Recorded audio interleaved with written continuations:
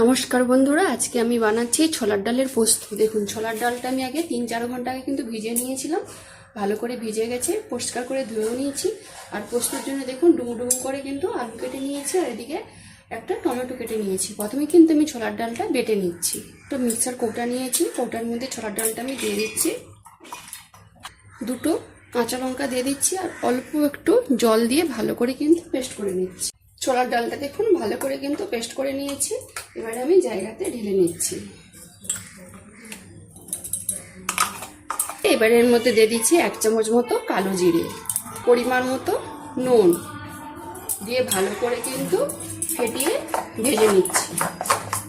ছোলার ডালের বড়াগুলো ভাজার জন্য দেখুন কড়ার মধ্যে আমি সরষের তেল দিয়ে দিচ্ছি পরিমাণ মতো। সরষের তেলটা ভালোভাবে গরম হয়ে গেছে। এবার দেখুন চামচ দিয়ে কিন্তু ছোট ছোট আকারে বড়াগুলো আমি ভেজে নিচ্ছি। দেখুন অনেকগুলো কিন্তু আমি দিয়ে দিয়েছি। এবারে এগুলোকে কিন্তু লাল লাল করে কিন্তু ভেজে নিতে হবে। ছোলার ডালের বড়াগুলো দেখুন একদিকে কিন্তু লাল লাল করে ভাজা হয়ে গেছে, অন্য পাশটা আমি লউটে নিচ্ছি। বড়াগুলো দেখুন লাল লাল করে ভাজা হয়ে গেছে, জায়গাতে তুলে নিচ্ছি। এইভাবে কিন্তু বাকিগুলো আমি ভেজে নিচ্ছি। বাকিগুলো দেখুন এইভাবে ছোট ছোট করে কিন্তু দিয়ে দিচ্ছি।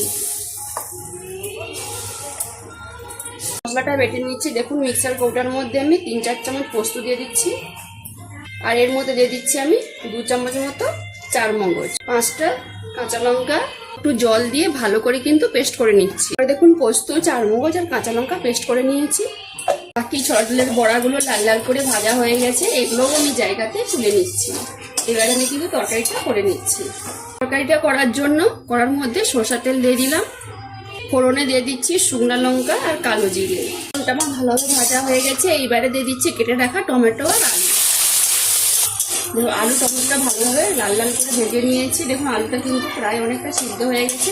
এবারে দিয়ে দিচ্ছি আমি মশলা বাটাটা,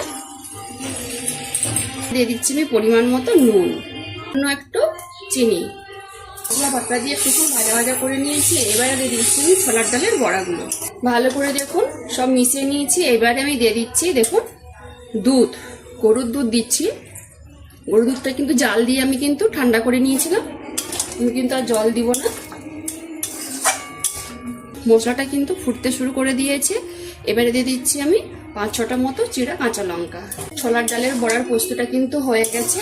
এবারে আমি উপর থেকে দিয়ে দিচ্ছি কাঁচা সরষের তেল, ভালো করে মিশিয়ে আমি জায়গাতে ঢেলে নিই। ছোলার ডালের বড়ার পোস্তটা আমি জায়গাতে ঢেলে নিয়েছি। উপর থেকে গার্নিশের জন্য অল্প একটু কাঁচা সরষের তেল ছড়িয়ে দিলাম। আর ছোলার ডালের বড়ার পোস্তটা কিন্তু খেতে অসাধারণ হয়েছে। যদি বন্ধুরা রেসিপিটা ভালো লেগে থাকে তাহলে অবশ্যই নিরামিষের দিন এইভাবে ছোলার ডালের বড়ার পোস্তটা বানিয়ে খান। যদি খেয়ে ভালো লেগে থাকে তাহলে অবশ্যই আমাকে কমেন্টে জানাবেন। যেসব বন্ধুরা আমার রান্নার ভিডিও দেখতে পছন্দ করেন তারা ফেসবুক থেকে আমার রান্নার ভিডিওর প্রোফাইলটাকে লাইক কমেন্ট বন্ধুদের মাঝখানে শেয়ার করে পাশে থাকবেন। যারা ইউটিউব চ্যানেল থেকে দেখছেন তারা সাবস্ক্রাইব করে পাশের ঘন্টায় ক্লিক করবেন। সবাই ভালো থাকুন, সুস্থ থাকুন আর সাবধানে থাকুন।